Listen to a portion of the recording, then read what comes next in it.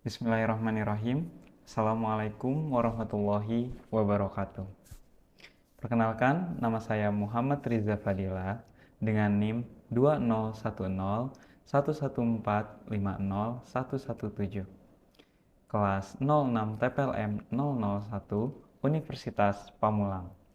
Baik, pada kali ini saya akan menjelaskan rangkuman dari pertemuan 10 studi kasus. Pengertian rekayasa perangkat lunak. Rekayasa perangkat lunak adalah proses pembuatan aplikasi komputer yang dimulai dari memahami apa yang dibutuhkan oleh pengguna, merancang, membangun, dan menguji aplikasi tersebut.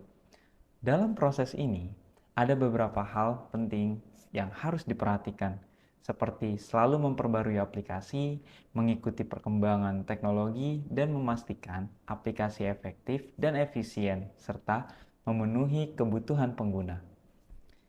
Lalu, ada karakteristik perangkat lunak. Perangkat lunak berbeda dari perangkat keras, komponen fisik komputer, dan tidak dapat dirakit. Beberapa atribut penting dalam pembuatan perangkat lunak adalah pemeliharaan, keandalan, efisiensi, dan kemudahan bagi penggunaan. Adapun jenis perangkat lunak. Perangkat lunak dapat dibagi berdasarkan fungsinya seperti: pertama, perangkat lunak sistem. Digunakan pada operasi komputer, termasuk sistem operasi seperti Windows, Linux, dan sebagainya. Lalu dan penerjemah bahasa pemrograman seperti NetBeans, DFC++, dan sebagainya. Lalu yang kedua, aplikasi perangkat lunak. Aplikasi ini membantu pengguna menyelesaikan tugas-tugas tertentu. Nah, contohnya seperti Microsoft Office, CorelDRAW, Photoshop, dan juga Gmail. Lalu yang ketiga, perangkat lunak bisnis. Nah, digunakan untuk manajemen bisnis, seperti perangkat lunak akuntansi atau sistem penggajian. Lalu yang keempat, perangkat lunak rekayasa dan sains. Digunakan dalam bidang teknik untuk perhitungan dan analisis numerik. Lalu yang kelima, ada embedded software. Apa itu? Embedded software dirancang untuk perangkat tertentu dan tidak dapat diubah, seperti perangkat lampu lalu lintas. Lalu yang keenam, perangkat lunak komputer pribadi. Digunakan untuk tugas individu seperti mengetik, bermain game, dan mengedit. Lalu yang ketujuh, perangkat lunak kecerdasan buatan. Digunakan dalam pengembangan game, jaringan saraf tiruan, dan sistem kecerdasan buatan lainnya. Selanjutnya, manajemen proyek perangkat lunak.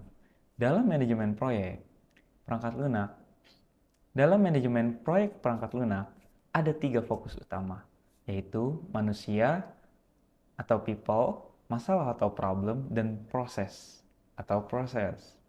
Nah, manusia atau people ini melibatkan pembentukan tim pengembangan perangkat lunak yang dapat bekerja sama untuk menyelesaikan proyek tersebut.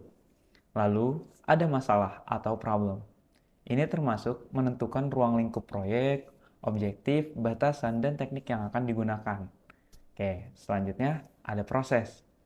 Ini melibatkan perencanaan semua tahap proyek sebelum memulai aktivitas teknis. Lalu selanjutnya, teknik model pengembangan. Pengembangan perangkat lunak melibatkan metode pengembangan seperti waterfall, prototype, dan spiral. Adapun metode waterfall, ini adalah pendekatan tradisional yang terstruktur. Tahapannya mencakup analisis kebutuhan, perancangan, implementasi, verifikasi, dan pemeliharaan. Adapun kelebihannya adalah proses berurutan dan spesifikasi yang jelas, tetapi kekurangannya yaitu termasuk waktu dan biaya yang tinggi. Lalu ada metode prototype. Ini melibatkan pembuatan model sementara untuk menggambarkan kebutuhan pengguna sebelum mengembangkan aplikasi sebenarnya. Kelebihannya adalah komunikasi yang lebih baik antara pengembang dan pengguna, sementara kekurangannya adalah proses perancangan dan analisis yang begitu singkat. Lalu metode spiral.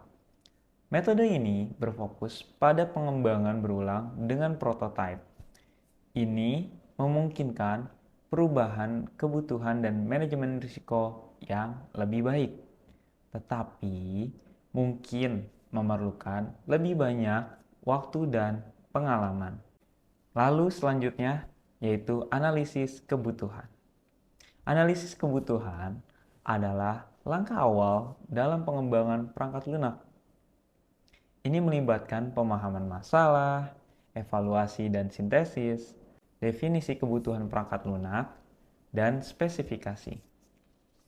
Kebutuhan perangkat lunak dapat dibagi menjadi kebutuhan fungsional dan non-fungsional. Adapun kebutuhan fungsional, ini mencakup fitur dan fungsi yang akan ada dalam perangkat lunak tersebut, seperti pencarian barang atau fitur pembayaran dalam aplikasi toko online. Lalu ada kebutuhan non-fungsional. Ini mencakup batasan waktu, keamanan, atau persyaratan hukum yang perangkat lunak harus mematuhinya, seperti kebijakan pengembalian barang dalam aplikasi e-commerce. Nah, saya harap penjelasan ini dapat memudahkan kita dalam memahami materi pada pertemuan kali ini. Kurang lebihnya, komen di kolom komentar ya. Sekian dari saya. Wassalamualaikum warahmatullahi wabarakatuh.